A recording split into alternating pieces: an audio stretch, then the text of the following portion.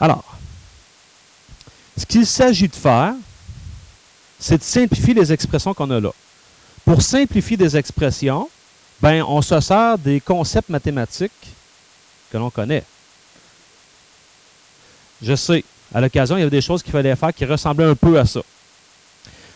Pour simplifier, si j'ai des facteurs, ça veut dire des nombres qui se multiplient ou des expressions qui se multiplient. Quand j'en ai au numérateur et qui se retrouvent également au dénominateur, on se souvient que par la technique de simplification, je peux les biffer.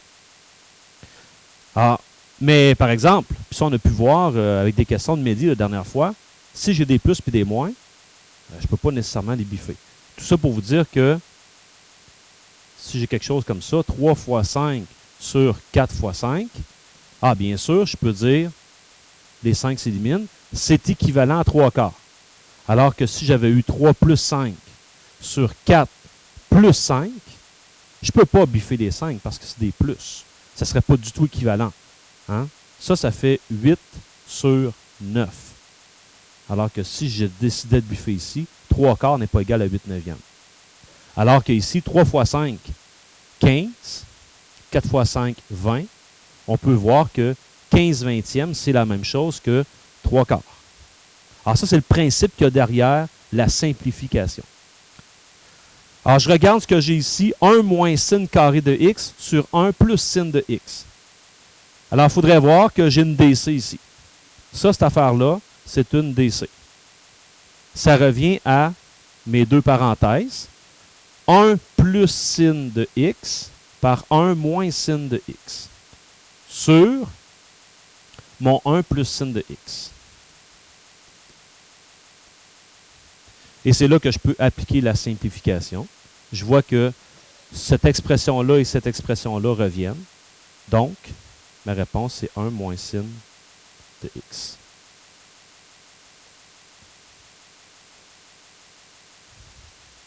On ne parlera pas ici, il y en a peut-être qui y ont pensé. Humblement, je voudrais que ça serait surprenant que vous y ayez pensé. Mais il y aurait ici peut-être à inscrire une restriction. Vous vous souvenez des restrictions? La division par 0 est impossible. Donc, dans un problème ici, mais on n'en parlera pas, il s'agirait peut-être de dire qu'il faudrait que 1 plus sin de x ne soit pas égal à 0.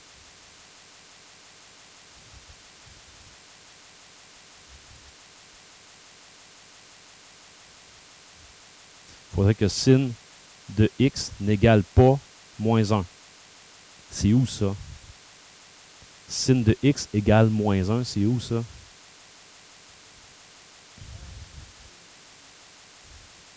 Ça implique que l'angle ne peut pas être égal à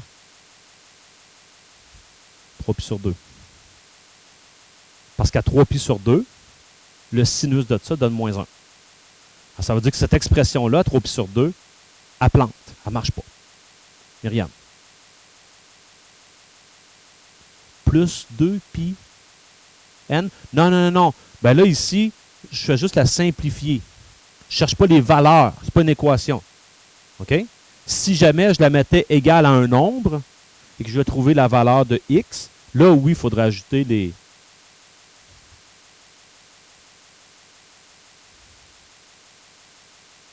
Ben, en fait, je dirais, cette expression-là, si jamais je voulais avoir à calculer sa valeur pour un x donné, je pourrais le calculer avec ça directement. Pour n'importe quel x, sauf pour x qui vaut 3 pi sur 2. Parce qu'elle est non définie à cette place-là. C'est ça que ça signifie. Mais c'est différent de ce que tu me dis. Parce que là, c'est si je te disais, OK, pour quelle valeur de x ceci est égal, par exemple, à 8, ben, il y en a plein de valeurs possibles. C'est là que tu vas résoudre ton équation. Tu vas trouver pour quelle valeur de x. Puis après ça, tu vas dire, c'est toutes ces valeurs-là, plus les périodes. C'est beau. On poursuit. Sin carré de x plus 2 sin x plus 1 sur cos carré de x. En haut, c'est quoi ça? C'est un trinôme carré parfait. Parce que sin carré, c'est un carré. 1, c'est un carré. Si je prends l'expression de Samuel Thaler, le double produit des racines, la racine de sin de carré de x, c'est sin x. La racine de 1, c'est 1. 1 fois sin x, quand je le double, ça fait 2 sin x. Je l'ai là. Ça confirme que c'est un trinôme carré parfait. Donc, au numérateur, je peux transformer ça par la parenthèse au carré qui sera composée de sin x plus 1. Mon plus, je l'ai pris avec le terme du centre, sur cos carré de x.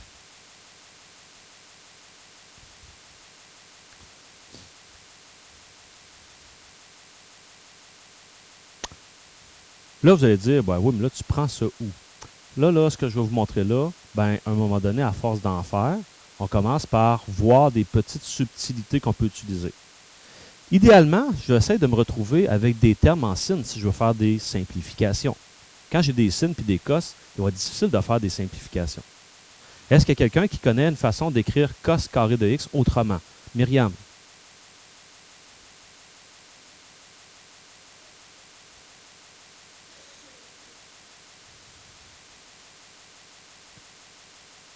OK. On pourrait aller avec les 50, mais je te dirais que idéalement, essayons de rester dans l'univers des sines et des cos.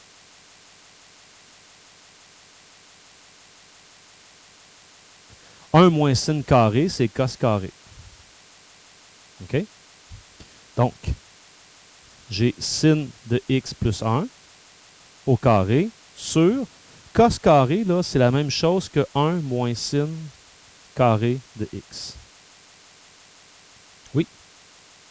OK. Ben là, tu vas te mettre une petite note dans tes notes de cours. OK? Tu vas te mettre une petite note. Sin carré de x plus cos carré de x, ça vaut 1. De ça, on avait déduit, je ne me souviens plus à quelle page, qu'on peut en déduire d'autres équations. Et en fait, je peux déduire que cos carré de x, c'est finalement 1 moins sin carré de x.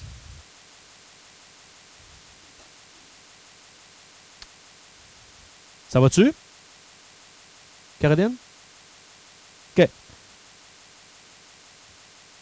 Qu'est-ce que je peux faire par la suite? Kevin. Eh oui, ça là, c'est la même chose que lui ici. C'est une DC. Donc, poursuivons. Je m'en vais ici. Ça veut dire que je vais avoir sin de x plus 1 au carré sur 1 moins sin carré de x, c'est la même chose que 1 plus sin x, parenthèse 1 moins sin x. Est-ce que je peux faire d'autres choses avec ça? Kevin?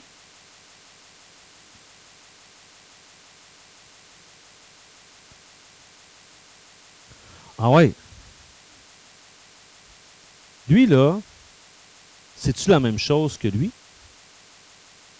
Ben oui. Il est juste écrit d'un autre ordre, mais c'est la même affaire. Et en fait, pour bien le voir, je pourrais dire que c'est la même chose que 1 plus sin x par 1 plus sin x. Si vous voulez le voir comme ça dans votre tête, là, sin x au carré, là, 1 plus sin x au carré, c'est ça. Sur 1 plus sin de x par 1 moins sin x. Et là, je peux voir que je peux les biffer. J'aurais pu le faire avant, pas de problème.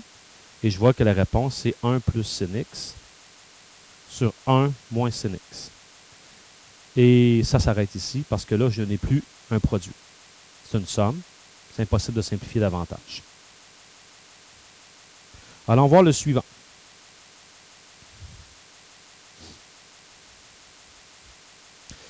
Séquente à la 4 de x moins tangente à la 4 de x. Ça fait penser à quoi, ces deux termes comme ça?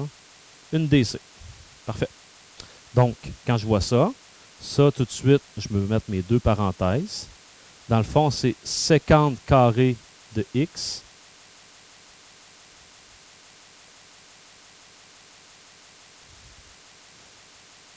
plus tangente carré de x fois séquente carré de x moins tangente carré de x.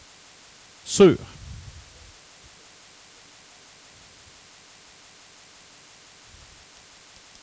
le dénominateur qui est sécante carré de x plus tangente carré de x.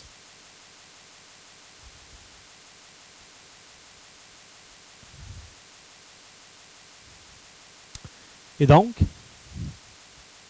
on peut simplifier, hein? Ça là et ça, c'est la même chose. Donc, je peux les simplifier. Donc, il me reste sécante carré de x moins tangente carré de x.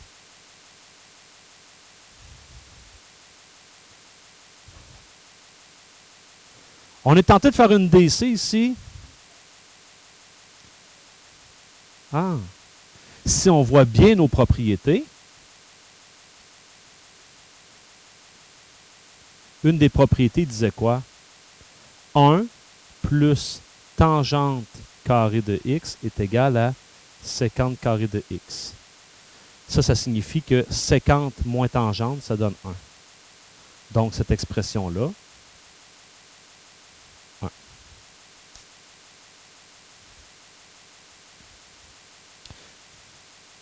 Stressez pas. Ça va être à force d'en faire que ça va finir par être plus clair pour vous. Suivante. Tangente carré de x sur sécante de x moins 1, moins 1. Bon, ici, il y aurait peut-être possibilité de dire, on se souvient, on a déjà dit, travailler en sin et en cos partout, ça peut nous amener à simplifier des choses. Ça va fonctionner, je vous le dis. Le chemin sera peut-être un peu plus long. Mais à l'occasion, de voir que je peux avoir les mêmes expressions. Tout à l'heure, j'ai vu que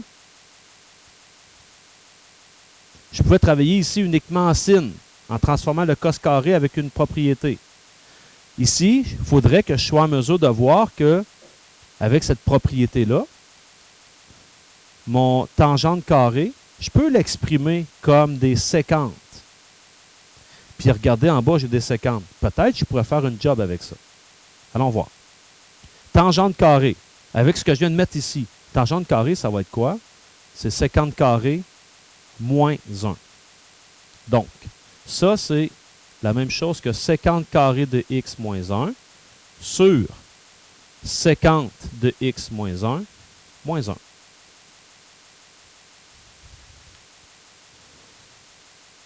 Et sécante carré de x moins 1, ben c'est une DC. Puis là, c'est un peu comme un jeu d'échecs, cette affaire-là. On voit venir ce qui s'en vient. Parce que quand je vais faire ma DC, je vais en retrouver un comme ça. Parce que la DC de ça ici, quand je fais ça en deux parenthèses, c'est sécante de x plus 1 par sécante de x moins 1 sur mon sécante de x moins 1 et j'ai mon moins 1 ici à l'extérieur. Donc, comme tout à l'heure, ces deux-là, je peux les éliminer parce que c'est maintenant des facteurs, donc je peux simplifier ça. Il me reste sécante de x plus 1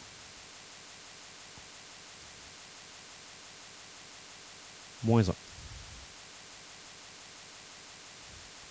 Donc, ça fait sécante de x. Si j'avais travaillé en sin et en cos, tout probablement qu'à la fin, je serais arrivé à une expression du genre 1 sur cos de x. Et 1 sur cos de x, je peux transformer ça en sécante de x. Qu'est-ce que ça signifie, ce qu'on vient de faire là? Ça signifie que si je te donne cette expression-là ici, et je te demande de me l'évaluer lorsque x est égal à pi sur 6, par exemple, bien là, tu t'embarques dans un processus un peu plus long. Parce que là, tu vas dire, OK, tangente de pi sur 6. Bon, à pi sur 6, mon tangente, il vaut quoi? Je mets ça au carré. Sur sécante de x, OK. Sécante de pi sur 6, ben, je vais aller voir le cos de pi sur 6, c'est quoi? Le cos de pi sur 6, c'est racine de 3 sur 2.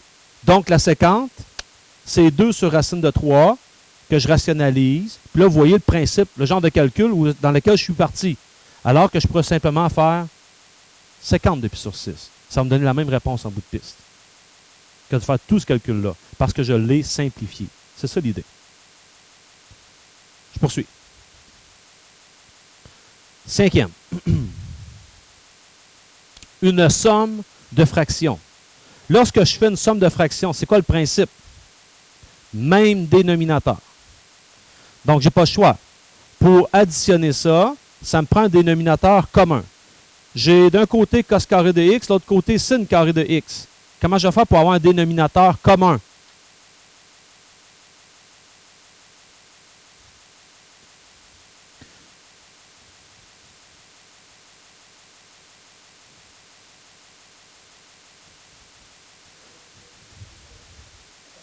C'est le principe de base.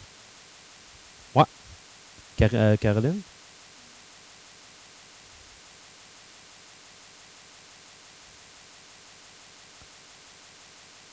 Comment tu dis ça? C'est si je divise. OK? Si je divise, là, je multiplie par l'inverse.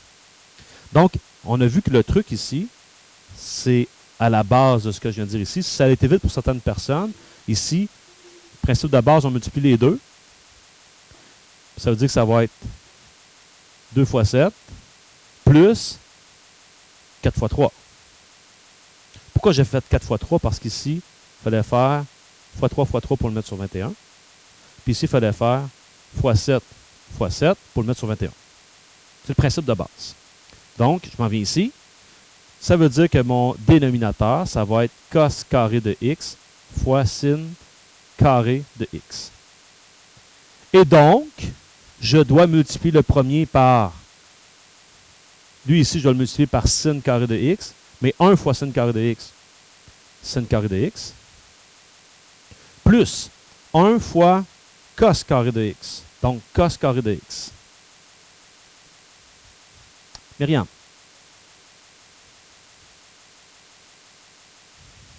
Ben, en fait, je ne me casse pas la tête. Je prends le plus simple que je peux faire, c'est-à-dire je multiplie les deux dénominateurs. Ça me donne un dénominateur commun, c'est certain.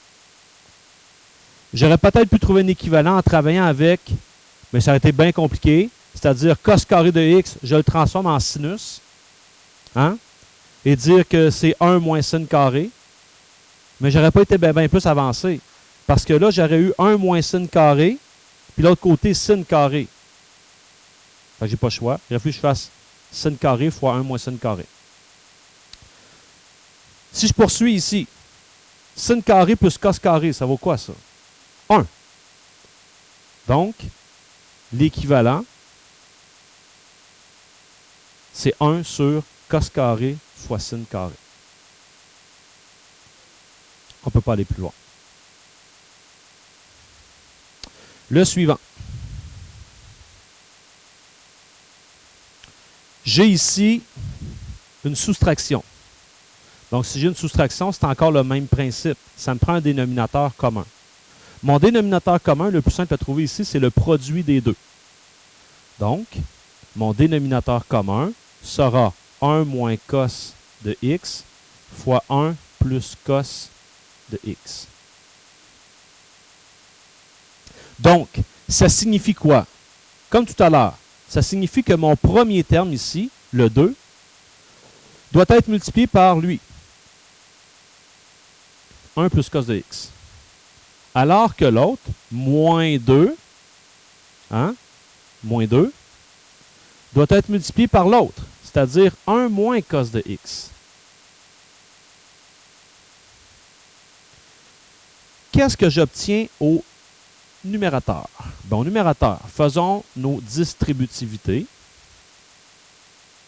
Je vais obtenir 2 plus 2 cos de x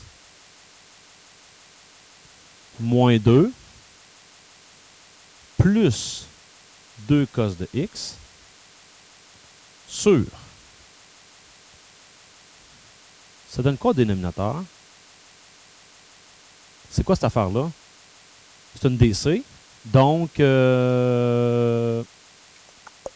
midi. Ça donne quoi comme réponse, cette DC-là? OK. Kariam? Lydia?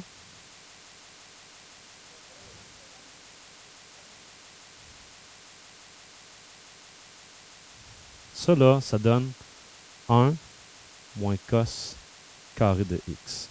Posez-vous la question, si j'avais ceci, j'aurais vu que c'est une DC. Donc, ça aurait été 1 plus cos x par 1 moins cos x. C'est ce qu'on a là. Je poursuis. Regroupons les termes au numérateur. Je me rends compte que les 2 s'annulent. 2 moins 2, ça s'annule. Il me reste 2 cos x plus 2 cos x. Donc, 4 cos de x sur 1 moins cos carré de x. Est-ce que je peux écrire ça d'une manière plus simple? C'est sin carré de x, cette affaire-là. Parce que sin carré de x plus cos carré de x égale 1. Fait que faites 1 moins cos, il reste sin carré de x. Oui. De rester avec les cos? Ben, les cos, parce que là, j'aurais 4 cos de x sur 1 moins cos carré de x. Je ne pourrais pas faire d'autres simplifications possibles. Donc, 1 moins cos carré, je vais le simplifier à juste à sin carré de x. Suivant, numéro 7. J'ai encore ici une soustraction. Donc, normalement, j'aurais à trouver le dénominateur commun. Mais avec un peu d'exercice, je vais me rendre compte que je l'ai finalement, mon dénominateur commun. C'est juste qu'il est subtil. Ben, on pourrait dire 1 moins sin carré, comme on pourrait dire cos carré. Donc, cos carré de x, parce que ça, là, c'est cos carré de x. Donc, on peut le réécrire. Ça, c'est sin carré de x sur cos carré de x moins 1 sur cos carré de x. Je veux juste le réécrire. Je ne vous demande pas nécessairement ça dans un examen ou dans les exercices, mais si vous retournez voir vos notes de cours, vous allez comprendre pourquoi. Et là, vous allez voir que là, je peux mettre ça sur cos carré de x. Donc, je vais juste regrouper mes termes au numérateur. Donc, j'ai sin carré de x moins 1.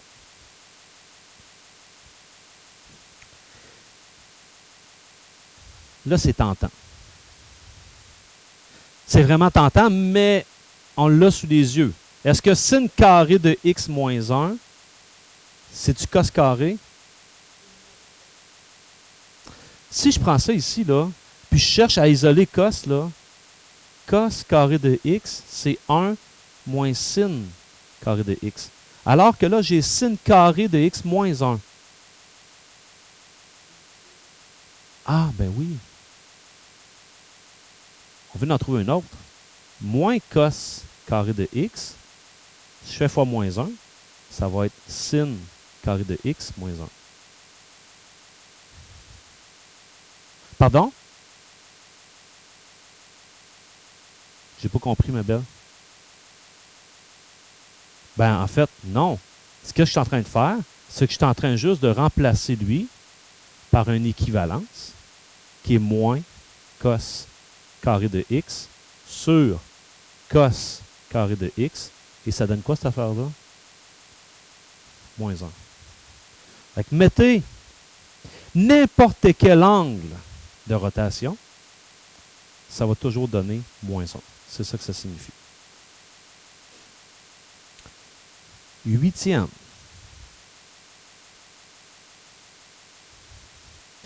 Au 8e, j'ai encore une fois ici une soustraction. Ça me prendrait le même dénominateur, parce que là, j'ai 3 termes qui se soustraient. Lui, il est sur sin de x fois cos de x.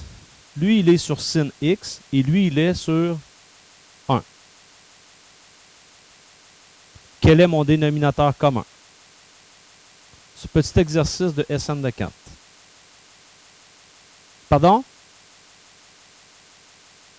Qu'est-ce que vous m'avez dit en arrière, les filles? Frédérica? Sin carré de x fois cos? Sin de x fois cos? Ben, en fait, Lorsque je trouve un dénominateur que je pense être commun, ça signifie que je peux toujours multiplier chaque dénominateur par quelque chose pour arriver à ce dénominateur commun-là. C'est ça que ça veut dire. Si je décide de mettre uniquement sin x fois cos x, n'écrivez rien tout de suite. Si je veux mettre juste lui, je vous pose la question. Est-ce que je peux prendre ce dénominateur-là fois quelque chose pour arriver à sin x cos x? Fois 1, on l'est déjà. Est-ce que je peux multiplier sin x par quelque chose pour arriver à sin x cos x? Cos x. Et est-ce que je peux multiplier 1 par quelque chose pour arriver à sin x cos x? Sin x cos x. Donc, ça vient de dire que c'est minimal et c'est suffisant. C'est ça le principe. Alors, une fois qu'on a vu ça, j'ai pris, dans le fond, le minimum des facteurs que j'ai besoin. Donc, je prends mon premier terme, je m'ajuste pour le mettre sur ce dénominateur-là. Bien, c'est 1. Il est déjà correct. Moins le cos x qui est ici. Si je veux le mettre sur le bon dénominateur, il me reste quoi à faire? Fois cos x. Moins tangente de x. Je dois le multiplier par quoi, lui? Sin x cos x.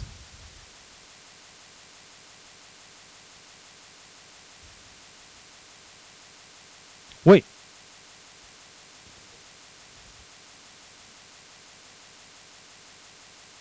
C'est ce qu'on va faire, madame. OK, ici, Amel a dit, pourquoi pas tout de suite écrire le tangente de x comme étant sin x sur cos x? Parce que je regarde tout ça, là, puis depuis le début, tu nous dis, travaille avec sin cos quand tu les vois tout ensemble, puis ça va simplifier ta chose. C'est ce qu'on va faire. Donc, je vais réécrire, puis en même temps, je vais faire ce que Caroline a dit. Ça, là, c'est cos carré. Donc, moins cos carré de x, moins. Alors, réécrivons. Ouais, mais attends un peu, là, on va pas trop vite.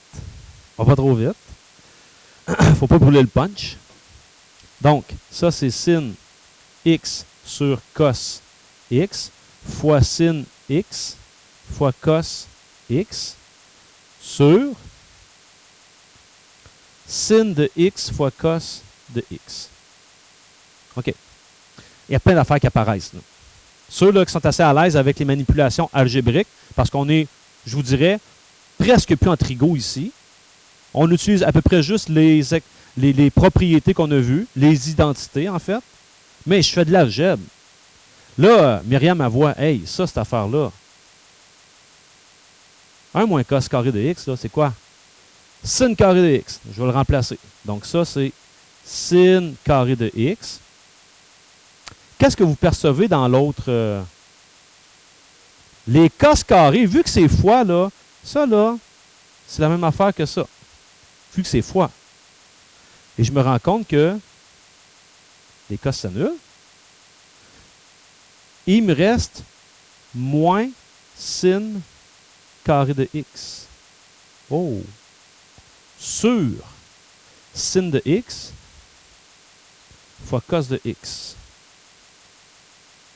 Et qu'est-ce que ça donne? Une DC?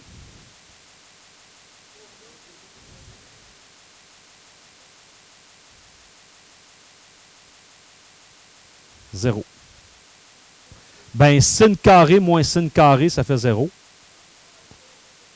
0 sur n'importe quoi, ça donne 0.